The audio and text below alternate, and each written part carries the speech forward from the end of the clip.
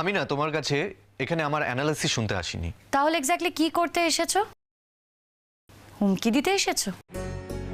আমি বলছি তুমি এই কমপ্লেনটা উইথড্র করো।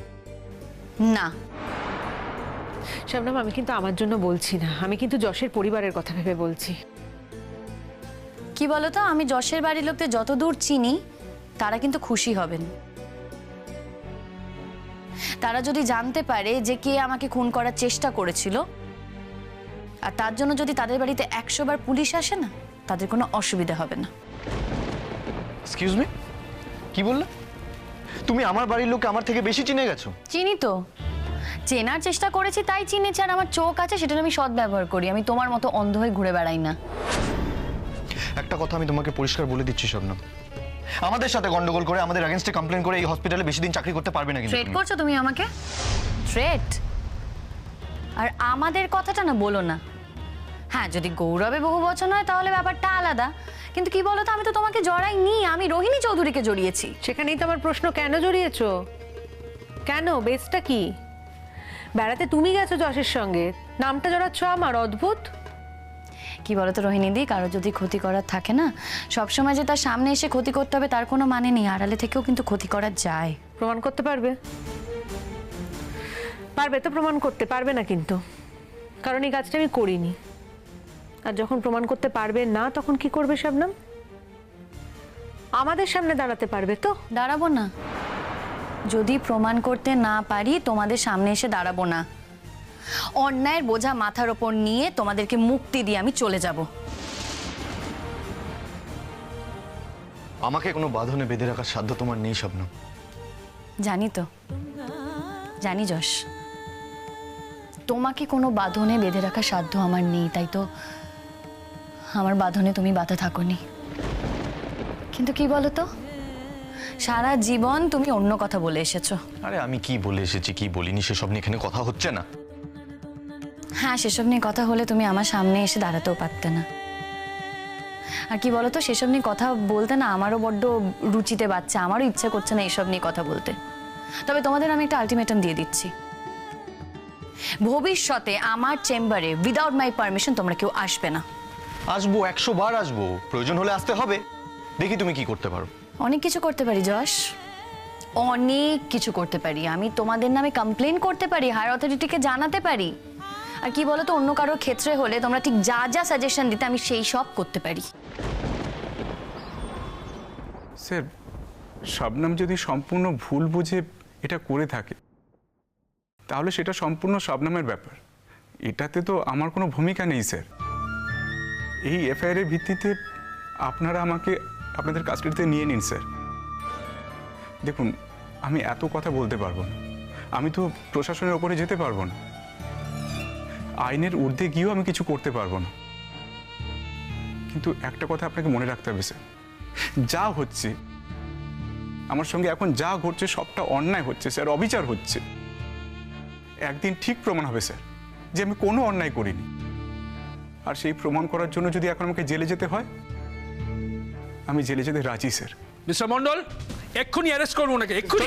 Sir sir sir sir sir একবার ভেবে দেখুন স্যার।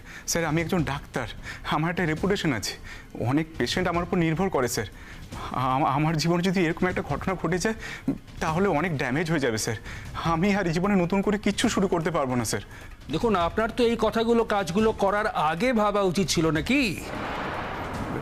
স্যার, এই কথা আপনি বলছেন, আমিও তো আপনার কাছে প্রমাণ চাইতে পারি। প্রমাণ ছাড়া তো দুম করে আপনি কিছু বলতে পারেন না স্যার। তা আপনার কি মনে হয় আমরা এগুলো কিচ্ছু জানি না? আমরা প্রমাণের জন্য কোনো চেষ্টাই করছি না? স্যার, আপনারা হয়তো প্রমাণের জন্য চেষ্টা করছেন, প্রমাণের জন্য চেষ্টা করা আর প্রমাণ পেয়ে যাওয়া তো এক নয় স্যার। কিন্তু আপনি তো সন্দেহ তালিকাভুক্ত একজন, আর এই সন্দেহের কারণেই কিন্তু আমরা আপনাকে কাস্টাডিতে নিতে পারি। এটা আপনার জানা আছে তো? হ্যাঁ স্যার, আমি তো বললামই, আপনারা যদি সেরকম কিছু করেন তাহলে তো আমার কিছু করার থাকবে না স্যার। আপনাদের তো রোহিণী চৌধুরীর ওপরও সন্দেহ আছে, কই আপনারা তো রোহিণী চৌধুরীকে কাস্টাডিতে নিলেন না? What do you mean? কে বলেছে আপনাকে যে রোহিণী চৌধুরীকে কাস্টাডিতে নেওয়া হবে না? আপনি এত শিওর হচ্ছেন কি করে? আর দেখুন, আমরা কখন কাকে কাস্টাডিতে নেব কি আর নেব না সেটিকে আপনার সাথে ডিসকাস করে করতে হবে নাকি? না না স্যার, আমি সেই কথা বলিনি। বসুন মিস্টার ঘোষ, বসুন বসুন। দেখুন, এক্ষুনি তো আপনি আমাদের কাস্টাডিতে চলে আসবেন, আর তখন তো আর এই মিষ্টি মিষ্টি কথা বলে আপনাকে আমি কিছু জিজ্ঞেস করব না। কথা বার করার অনেক পদ্ধতি কিন্তু আমাদের জানা আছে। এবার আপনি পরিষ্কার করে বলুন তো, আপনি কি সেই পদ্ধতিগুলোর মধ্যে দিয়েই যেতে চান, নাকি তার আগেই কিছু বলতে চান? স্যার, আমার তো কিছু বলার নেই। কাজটা কিন্তু তুমি খুব অন্যায় করেছো শবনম। তোমাকে আমি এতটা ভালোবাসি, তা সত্ত্বেও তুমি এটা করতে পারলে? হ্যাঁ রোহিণীদি, তুমি হয়তো আমাকে ভালোবাসো, কিন্তু কি বলো তো, তোমার ভালোবাসা না আমার কাছ অব্দি এসে পৌঁছায়নি, কারণ আমি সেই ভালোবাসা পৌঁছাতে দিইনি। আর হ্যাঁ, আমার অ্যাক্সিডেন্টের জন্য আমি তোমাকে সন্দেহ করি, আর আমি তো সবকিছু হারিয়েছি, তাই নতুন করে হারাবার ভয় আমি পাই না। তাই যেহেতু নতুন করে আমার হারাবার কিছু নেই, তাই আমি আমার সন্দেহের কথা পুলিশের কাছে গিয়ে জানিয়েছি। সব ওই দেবদীপের কাজ, সব ওই দেবদীপের কাজ। দেবদীপ ওর মাথাটা খাচ্ছে, বুঝছিস রোহিণী? দেবদীপ ওর মাথাটা খাচ্ছে। Mind your language. আমি না একজন অ্যাডাল্ট, আমার মাথা কারো খাওয়ার দরকার পড়ে না। আমার মাথা যদি খেতে হয় তাহলে সেটা আমি নিজেই খেতে পারি। তবে হ্যাঁ, তোমাদেরকে একটা কথা আমি জানিয়ে রাখি, আমি যদি এর আগের আমি হতাম না, আমি হয়তো অপরাধীকে খুঁজে বার করার চেষ্টা করতাম না, আমি হয়তো নিজের সন্দেহের কথা থানায় জানাতাম না। তবে কি বলতো, এই বিষয়ে আমি দেবদীপের কাছে কৃতজ্ঞ। দেবদীপ আমার চোখ খুলে দিয়েছে, দেবদীপ আমাকে সাহায্য করেছে যাতে সত্যিটা আমি সবার সামনে তুলে ধরতে পারি। ও সব সময় আমার পাশে আছে। আগে আমি ভাবতাম যশের মতো মানুষ হয় না, কিন্তু সেই ভুলটাও না দেবদীপ ভেঙে দিয়েছে। Shut up, shut up! ধমকাচ্ছ কেন তুমি আমাকে? কিসের জন্য ধমকাচ্ছ? তোমার কি মনে হয় তুমি এখনো আমাকে ধমকাতে পারো? সেই অধিকার তোমার আছে? শোনো ডক্টর যশোজিৎ বোস, তোমাকে একটা কথা আমি পরিষ্কার বলে রাখছি, ভবিষ্যতে যদি এভাবে তুমি আমাকে ধমকাও কিংবা মিথ্যা অ্যাকিউজ করো বা ভয় দেখানোর চেষ্টা করো, তাহলে তোমারও নাম আমি থানায় বলতে বাধ্য হব।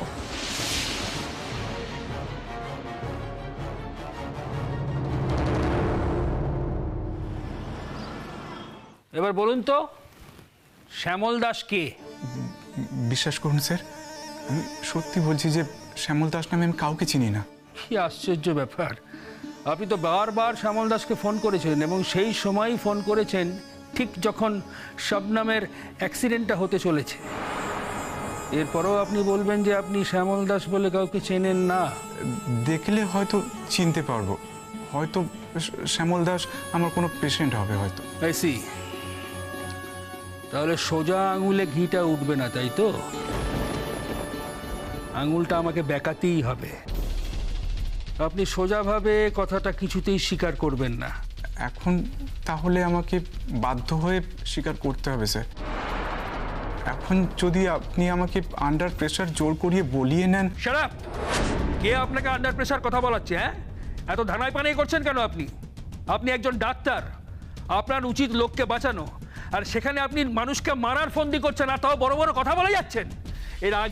এর আগেও বহুবার আপনি ওই শবনম খাতুনকে মারার চেষ্টা করেছেন, বিপদে ফেলার চেষ্টা করেছেন, তার প্রমাণও কিন্তু আমাদের কাছে আছে। Please don't forget that, please. Sir বিশ্বাস করুন স্যার।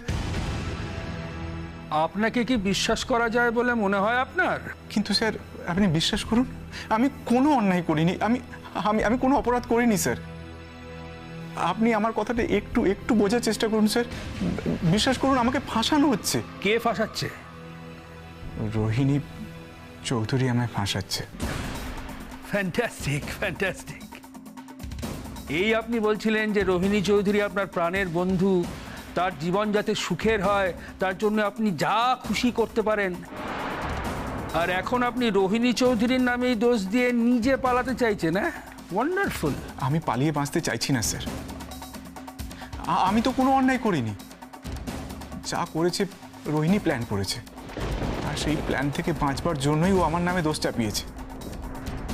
রোহিণী পারে না এমন কোনো কাজ নেই স্যার। সেটা যদি জেনেই থাকেন তাহলে রোহিণী চৌধুরীর সঙ্গে এত বন্ধুত্ব কিসের আপনার? এই বন্ধুত্বর উৎসটা কি? আপনি নিজেও পারেন না এমন কোনো কাজ নেই, সেটাই কি উৎস? বিশ্বাস করুন স্যার। না না না, আপনাকে বিশ্বাস করা যায় না। আপনি বিশ্বাস করার মতো লোক নন। আপনি একটা মহিলার এত বড় সর্বনাশ করে তাও বলছেন আপনাকে বিশ্বাস করতে। আপনি কি বলছেন কি? What rubbish! আপনি যদি জোর করেন তাহলে আমার কিছু করার নেই স্যার, কিন্তু প্লিজ স্যার আমার এত বড় ক্ষতি করবেন না। বাড়িতে বিধবা মা আছে, মাকে দেখার কেউ নেই। আপনি আমাকে আপনার কাস্টাডিতে নেবেন না স্যার। ডিসগাস্টিং। মন্ডল, এই ভদ্রলোক তখন থেকে একই কথা রিপিট করে যাচ্ছেন, নাকি এক্ষুনি কাস্টাডিতে নিয়ে যান তো। কিন্তু আমার অ্যারেস্ট ওয়ারেন্ট। বাহ, আপনার কি মনে হচ্ছে কোনো অ্যারেস্ট ওয়ারেন্ট ছাড়াই আমরা আপনাকে অ্যারেস্ট করব? স্যার প্লিজ স্যার, আরেকবার ভেবে দেখুন স্যার। বিশ্বাস করুন স্যার, আমি কোনো অন্যায় করিনি। আমি এই ধরনের কথা ভাবতেও পারি না স্যার। আমি কাউকে মেরে ফেলার চেষ্টা করব, তার আগে যেন আমার নিজের মৃত্যু হয় স্যার। বাহ, আপনি তো দেখছি সাংঘাতিক ধরিবাজ লোক। খুব ভালো করে বুঝতে পারছি, প্রমাণ না পেলেও বুঝতে পারছি যে আপনি যে কোনো কিছু করতে পারেন। বিশেষ করে এই কাজটা তো আপনি করতেই পারেন। ধরো। ও হ্যাঁ, দাও।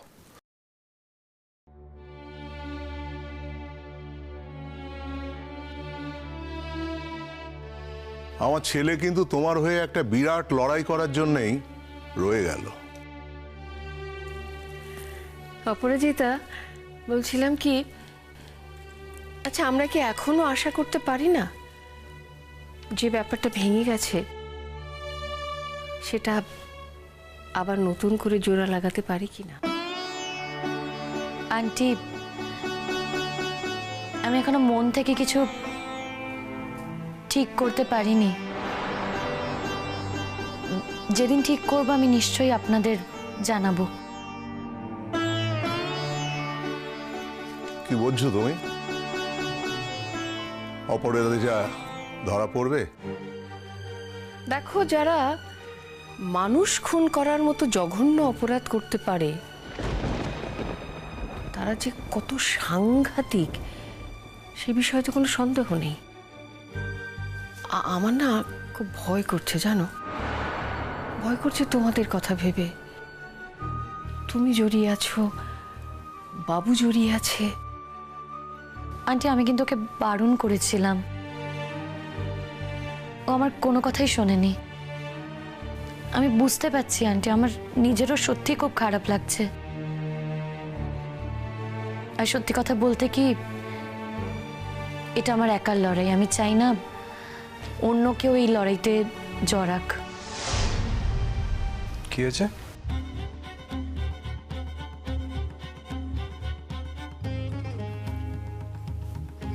কি হয়েছে মা?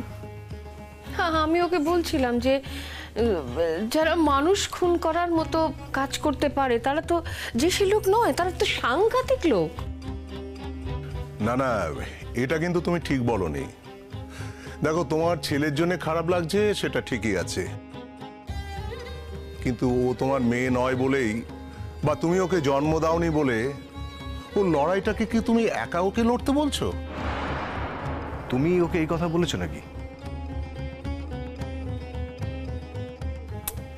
না না, আমি তা বলিনি। আমি বলছিলাম যে আমার খুব ভয় করছে, মানে এর মধ্যে তো তুইও জড়িয়ে আছিস না। ও, তার মানে তো সবার আগে অপরাজিতাকে এই বাড়ি থেকে চলে যাওয়ার কথা বলতে হয়। কারণ ও যদি এই বাড়িতে থাকে তাহলে তো তোমরাও জড়িয়ে পড়বে সবকিছুতে। বাবু, সব কি বলছিস তুই?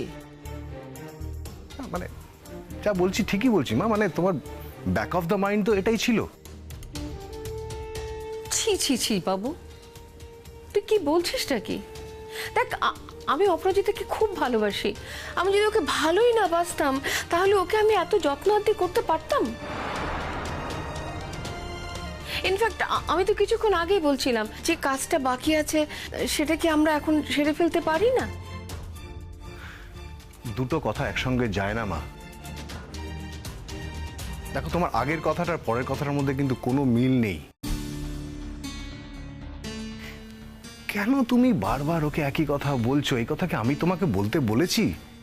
হ্যাঁ, দুজন অ্যাডাল্ট ছেলে মেয়ে একসঙ্গে থাকবে, মানে এই ডিসিশনটা তো আমরা তোমাকে জানাইনি। তাহলে কেন তুমি এই কথা নিয়ে কথা বলছো শুধু শুধু? না না, আমাদেরও তো একটা আশা থাকে, তাই আর কি। আর এখন তো কোনো বাধাও নেই। ও যে ওর স্বামীর কথা ভেবে বিয়েটা করবে না তাও তো নয়, কারণ ওর স্বামী তো এখন রোহিণী চৌধুরীর স্বামী। আমার স্বামী না, আমার প্রাক্তন হাজব্যান্ড। আমি পিটিশনে সাইন করেছি, কালকে ডেট পড়েছে, মিউচুয়াল তো, তাই তাড়াতাড়ি ডেট পেয়েছি। হয়তো কালই ডিভোর্সে সাইনটা হয়ে যাবে। আর একটা রিকোয়েস্ট আঙ্কেল, এরপর থেকে আমার স্বামী কথাটা প্লিজ বলবেন না। আমার স্বামী কথাটা শুনলে আমার নিজেকে খুব ছোট মনে হচ্ছে। এটা রিকোয়েস্ট রইল।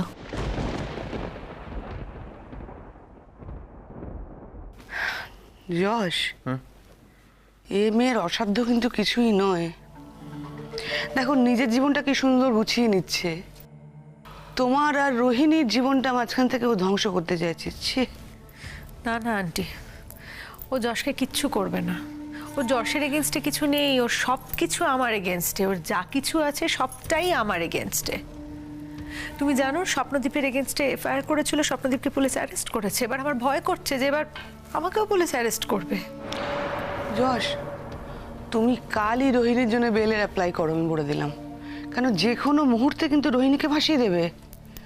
একটা কথা বুঝতে পারছো, তোমাকে কতটা অপমান করছে? আমি তো সবটা শুনেছি রোহিণীর মুখ থেকে। সত্যি আমি ওকে চিনতে পারিনি। ও যেটা করেছে এটা আমি কোনোদিনও ভাবতে পারিনি।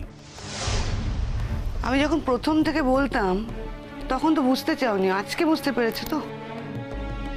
তুমি যশকে জিজ্ঞেস করো আন্টি, আমি শবনমের সঙ্গে কি ভালো ব্যবহারটা করেছি। তুমি জিজ্ঞেস করো একবার, আমি একটা দিনের জন্য ওর সঙ্গে কোনো খারাপ ব্যবহার করিনি। দেখেছি রোহিণী, সব দেখেছি আমি। যশ বলুক আমি শবনমের সঙ্গে একটা দিনের জন্য মিসবিহেভ করেছি কিনা, তুমি জিজ্ঞেস করো। আমি কোনোদিন মিসবিহেভ করিনি শবনমের সঙ্গে। ইনফ্যাক্ট আন্টি, আমি সকলের জন্য খাবার বানিয়ে নিয়ে গেছি। আমি একসঙ্গে সবাই মিলে বসে খেতে চেয়েছি। আমি যখন শবনমকে অ্যাপ্রোচ করেছি খাবারটা খাওয়ার জন্য, ওকে বলেছে যেন ওর ভয় করছে খাবারটা খেতে, তার কারণ আমি যদি বিষ মিশিয়ে দিই। কি? হ্যাঁ, জিজ্ঞেস করো ওকে। ও খেতে চাইনি প্রথমে। সবটা বাদ দাও, আমি সবটা ভুলে গেলাম।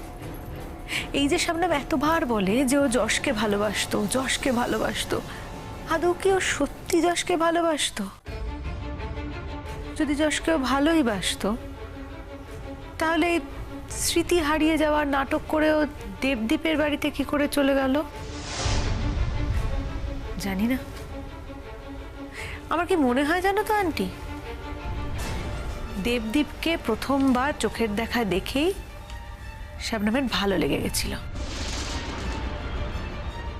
অ্যাটাচমেন্ট তৈরি হয়ে গেছিল। সেই কারণেই শবনম আর যশের কাছে ফেরেনি, রয়ে গেছে দেবদীপের কাছে। আসলে আমরা পুরোনো দিনের মানুষ তো, তাই কতগুলো কথা মুখের কাছে এসে পড়ে আর কি। কিছু মনে করো না মা, আমি তোমাকে আঘাত বা অসম্মান করার জন্য এসব কথা বলিনি। তুই আমাকে ভুল বুঝলি তো বাবু? না মা, ভুল বোঝার মতো কথা বললে তো ভুল বুঝবই, ভুল বুঝতেই হবে। তুমি যদি সর্বক্ষণ ওকে ভয় দেখাও যে তোমার ছেলে জড়িয়ে যাচ্ছে, তাহলে তো ও এই লড়াইয়ে আমাকে ওর পাশেই রাখবে না। আমি মোটামুটি জোর করেই লড়াই ওর পাশে আছি, কারণ আমি এই লড়াইয়ের শেষ দেখতে চাই, শেষ অবধি ওর সাথে থাকতে চাই মা। এটা তো ভাবতে হবে। আন্টি কিন্তু কোনো ভুল কথা বলেনি দেবদীপ। এমনিতেই তুমি তোমার কাজের ক্ষতি করে এখানে পড়ে আছো। আমার আলাদা জীবন আর তোমার আলাদা জীবন। দেবদীপ, কেসের কি হবে আমরা কিন্তু কেউ জানি না। কেসের বিচার কি হবে সেটাও আমি জানি না। কতদিন তুমি এইভাবে নিজের কাজের ক্ষতি করে পড়ে থাকবে? হ্যাঁ, এ কথা ঠিক যে আমাকে ফিরে যেতে হবে, মানে আমি তো অনন্তকাল ধরে এখানে থাকতে পারি না।